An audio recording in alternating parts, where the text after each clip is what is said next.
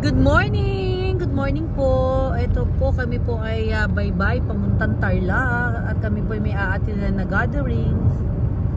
Ang aga, ang gaganda ng mga views, ng mga dahon kasi wala tayong sa Manila. O, dito lang natin makita sa mga probinsya. Hindi naman probinsya, as in semi-province.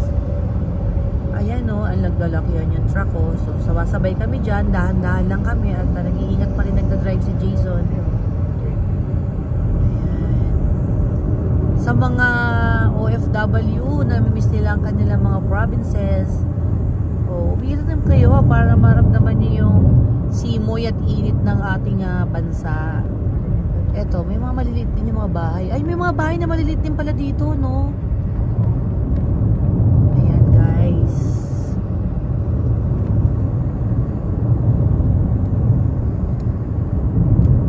Ano tayo, view seeing tayo ngayon. Kumbaga nagsa-sightseeing tayo ng mga trees. Sana ganito rin sa Manila, maraming ganito, no? Kaya pag ulan, hindi kaagad baha. So going to Tarlac, saan na tayo, anak? Kuya? NLEX ba? NLEX. So nasa NLEX na daw tayo.